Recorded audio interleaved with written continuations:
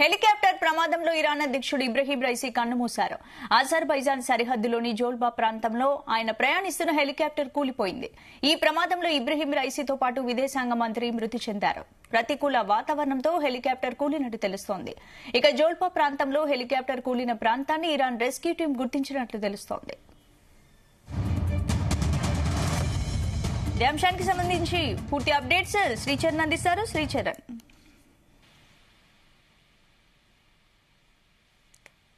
అధ్యక్షుడు Ebrahim Raisi కన్నుమూశారు. Azerbaijan సరిహద్దుల్లో జోల్బా ప్రాంతంలో ఆయన ప్రయాణిస్తున్న హెలికాప్టర్ కుప్పకూలిపోవడంతో ఈ ప్రమాదంలో ఇబ్రహీం రైసీతో పాటు విదేశాంగ మంత్రి కూడా మృతి చెందారని అధికారికంగా ప్రకటన వెలువడింది. ప్రతికూల వాతావరణంతో పాటు హెలికాప్టర్ కూలినట్టు కూడా తెలుస్తోంది. ఇది జోల్ఫా ప్రాంతంలో హెలికాప్టర్ కూలిన ప్రాంతాన్ని ఇరాన్ రెస్క్యూ టీం గుర్తించినట్టు కూడా తెలుస్తోంది. ప్రస్తుతానికైతే ఒక అధికారిక ప్రకటన వెలువడినప్పటికీ దీని మీద పూర్తి స్థాయిలో కూడా ఇన్వెస్టిగేట్ చేస్తోంది ఇప్పుడు ప్రస్తుతం ఇరాన్ ప్రభుత్వము. ఎందుకంటే ఒక ప్రెసిడెంట్ సాధారణంగా ఏ దేశ అధ్యక్షుడైనా ఎక్కడికైనా పర్యటనకు వెళితే ముందస్తుగా కూడా భద్రతా పరంగా కూడా చాలా చర్యలు తీసుకుంటారు. అలాగే వాతావరణ శాఖతోని కూడా ఎప్పటికప్పుడు కూడా రిపోర్ట్స్ కూడా తీసుకుంటారు. నిన్న వాస్తవికంగా ఆయన వెళ్లేటప్పటికీ అజర్బైజాన్ సరిహద్దుల్లోకి వెళ్ళినప్పుడు అక్కడ వాతావరణం బానే ఉండే. తిరిగి వస్తున్నప్పుడు ఆయన హెలికాప్టర్ తో పాటు కాన్వాయ్ గా మరో 2 హెలికాప్టర్లు కూడా తోడుగా కూడా వస్తున్న నేపథ్యంలో ముందస్తుగా అధికారులు గుర్తించలేదా, వాతావరణం అనుకూలించట్లేదని. యూజువల్ గా ఒక రాష్ట్ర ముఖ్యమంత్రి మన దేశంలో ఏదైనా రాష్ట్ర ముఖ్యమంత్రి విత్ ఇన్ ద స్టేట్ లో ఏదైనా జిల్లా పర్యటన వెళ్తూ ఉంటేనే కంప్లీట్ గా కూడా వెదర్ ఫోర్కాస్టింగ్ రిపోర్ట్స్ తీసుకొని వాతావరణం అనుకూలించకపోతే ఆగిపోతారో, రోడ్డు మార్గాన వెళ్తారో. అలాంటిది ఒక దేశ అధ్యక్షుడు ప్రయాణిస్తున్నప్పుడు దీని మీద పూర్తి స్థాయిలో కూడా ముందస్తు జాగ్రత్తలు తీసుకోలేదా అనేది కూడా ఒక ప్రశ్న అయితే మెదులుతోంది అంతర్జాతీయంగా. దానితో పాటు ఇటు ముందుగా అనుకున్నట్టు ఆ మిడిల్ ఈస్ట్ లో ఉన్న క్రైసిస్ తో పాటు అలాగే అక్కడ ఇరాన్ లో షియా సున్నీ అనే వర్గ పోరు కూడా నడుస్తోంది.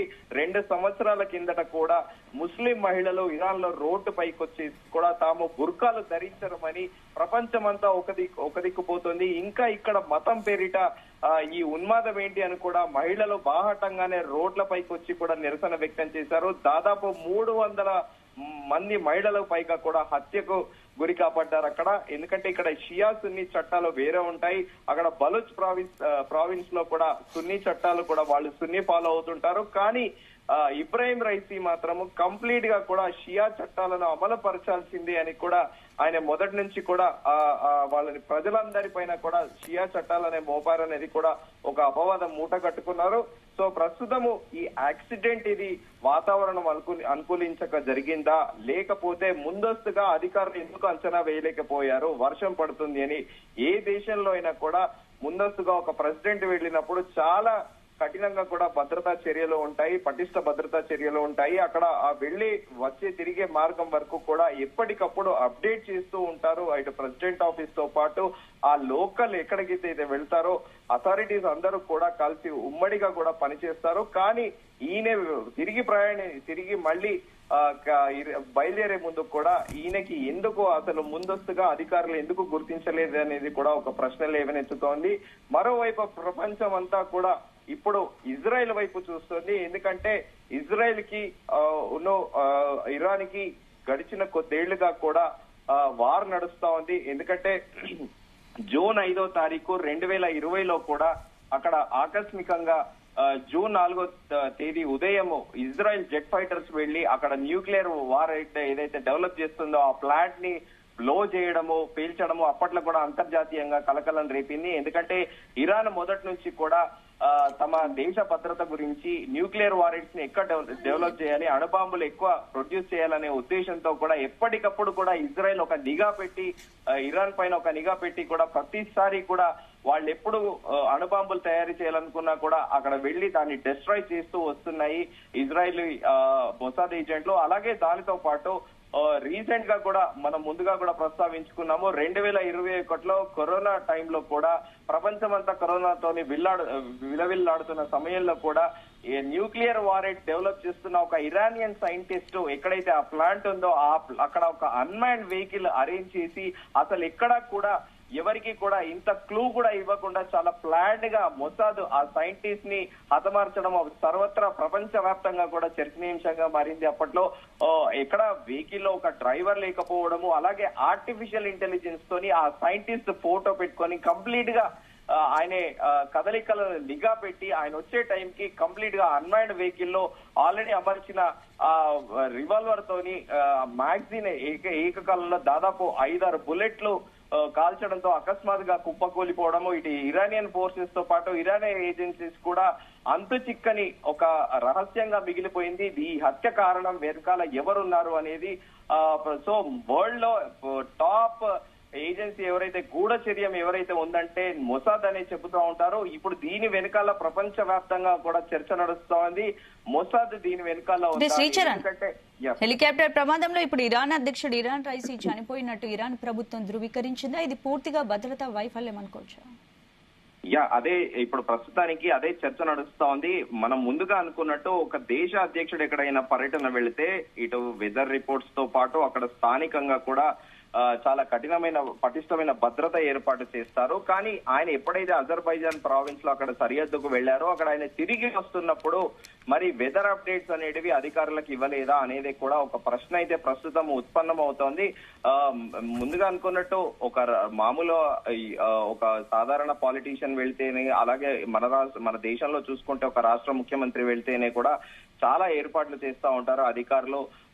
ఎగ్జాంపుల్ మన స్టేట్ లో చూసుకుంటే బేగంపేట నుండి ఏదైనా ఫ్లైట్ లో ఎమర్జెన్సీగా ఏదైనా ముఖ్యమంత్రి పర్యటనకు వెళ్ళినా కూడా మొదలు ఏటీసీ ఎయిర్ ట్రాఫిక్ కంట్రోల్ నుండి అప్రూవల్ తీసుకుంటారు. అలాగే వాతావరణ శాఖతోని పూర్తి స్థాయిలో రిపోర్ట్ తీసుకొని పటిష్టమైన భద్రత ఏర్పాటు చేసి కూడా విజిట్స్ కి వెళ్తా ఉంటారు. అలాంటిది ఒక దేశ అధ్యక్షుడు ఒక ప్లేస్ కి వెళ్లి మళ్ళీ రిటర్న్ అవుతున్నప్పుడు కూడా అధికారులకి ముందస్తుగా ఈ సమాచారం అనేది లేదా అనేది కూడా ఒక ప్రశ్న అయితే ఉత్పన్నం అవుతోంది. ఇప్పుడు మొత్తం వరల్డ్ మొత్తం కూడా ఇటు మొసాద్ వైపే చూస్తోంది. ఎందుకంటే ఇరాన్ అధ్యక్షుడు ఇజ్రాయిల్ ని ఎప్పుడైతే హమాస్ తో వార్ మొదలైందో, అక్టోబర్ లో ఎప్పుడైతే ఇజ్రాయిల్ లో మొదటిసారిగా కూడా ఒక మారణ హోమం ప్రారంభమైందో అప్పటి నుంచి కూడా హమాస్ కి ఇజ్రాయెల్ కి ఎడతెరిపి లేకుండా కూడా యుద్ధం జరుగుతోంది. మధ్యలో ఇరాన్ వచ్చి ఇజ్రాయెల్ ని వార్న్ చేయడము, అలాగే ఇరాన్ లో కూడా అమెరికన్ సిఐఏ ఏజెంట్లను కూడా ఇద్దరు మరణించడము ఆకస్మికంగా.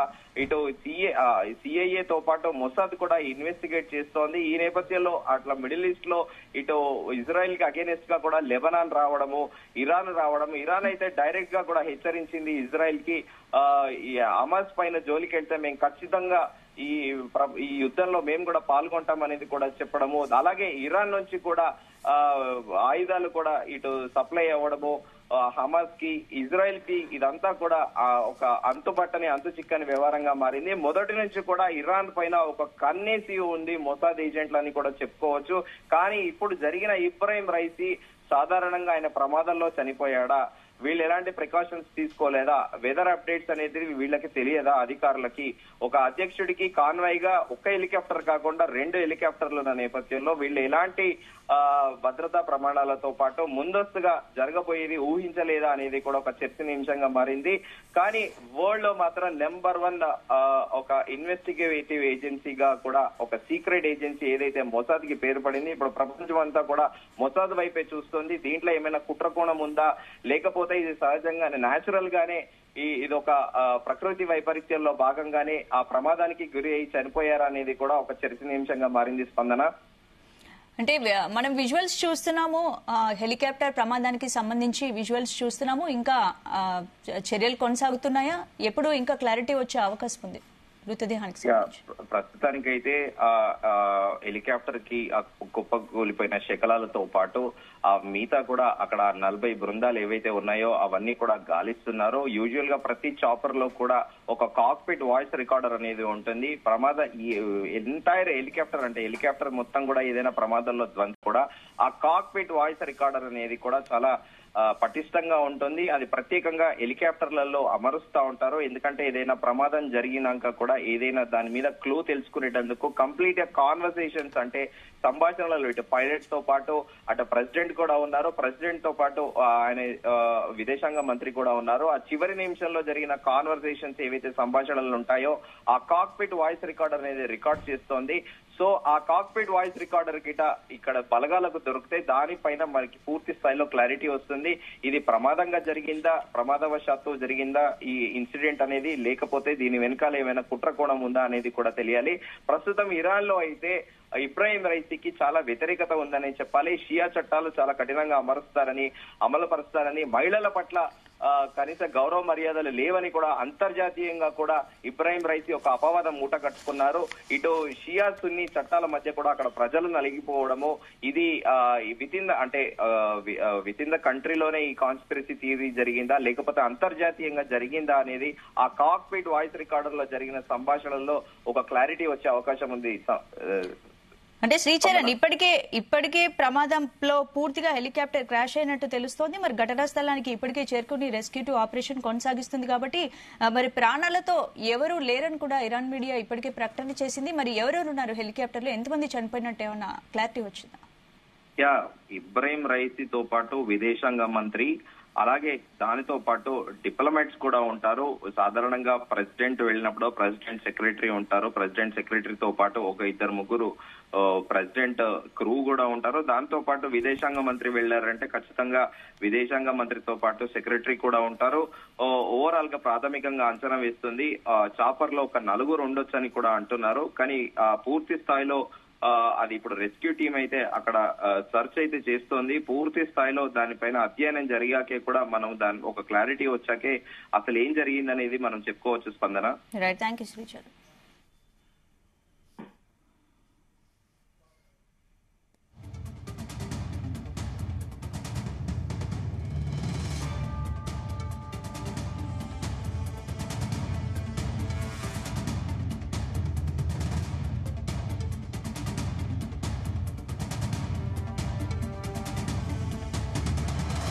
హెలికాప్టర్ ప్రమాదంలో ఇరాన్ అధ్యక్షుడు ఇబ్రహీం రైసీ కన్నుమూశారు. అజర్బైజాన్ సరిహద్దులోని జోల్పా ప్రాంతంలో ఆయన ప్రయాణిస్తున్న హెలికాప్టర్ కూలిపోయింది. ఈ ప్రమాదంలో ఇబ్రహీం రైసీతో పాటు విదేశాంగ మంత్రి మృతి చెందారు. ప్రతికూల వాతావరణంతో హెలికాప్టర్ కూలినట్టు తెలుస్తోంది. ఇక జోల్పా ప్రాంతంలో హెలికాప్టర్ కూలిన ప్రాంతాన్ని ఇరాన్ రెస్క్యూ టీం గుర్తించినట్లు తెలుస్తోంది.